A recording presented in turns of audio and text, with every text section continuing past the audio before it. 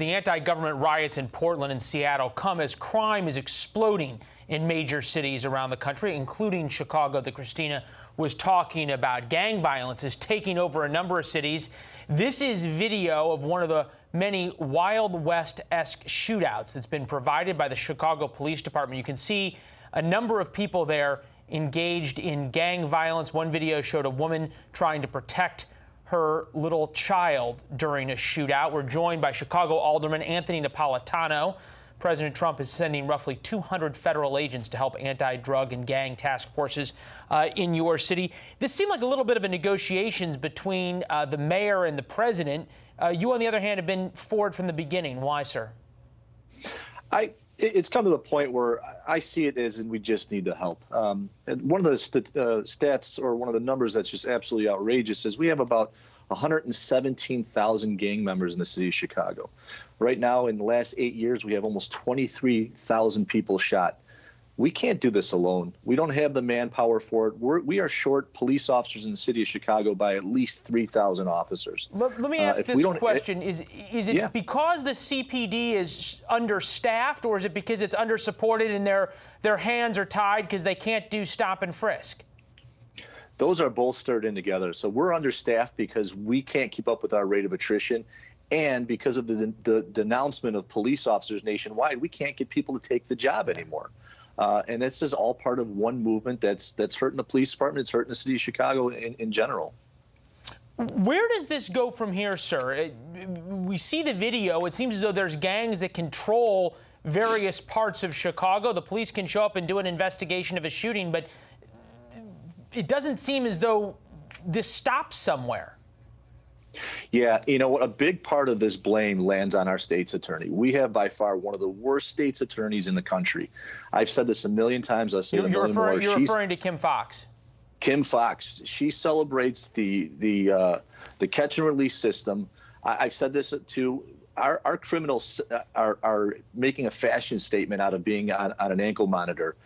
And they know here, and this is the line that they use here, if you do the crime in Chicago, you're not going to do the time. It's a revolving door. She does not prosecute anybody. She puts everybody back on the streets, and it is actually destroying our city. A big part of the Chicago tax revenue, one of the highest sales taxes in the country, is from tourists who come into the city of Chicago, be it from outside of Chicago and Illinois, or people who fly in for world-class restaurants and beautiful summers on the lake. This is one downtown business owner is saying about what's going to happen. We have the restrictions for the occupancy, and that is hurting the business level. But we were working as hard as we could, and the downtown location, which was already being hurt by the fact that many offices don't have people coming in. Well, the violence has further hindered that because people won't come downtown if they're fearful of the situation. People all of a sudden start to decide to go to Nashville or Memphis or other cities that don't seem to have this kind of violence problem that Chicago does. Is there ever a way to get those folks back? Yeah, we have to crack down a little bit more on this crime. Think of the concept right now. We are fining businesses and hurting businesses more than we're allowing people to protest in the city streets of Chicago right now. We have flash mobs that use social media to meet downtown and loot the city of Chicago. It happens on a weekly basis.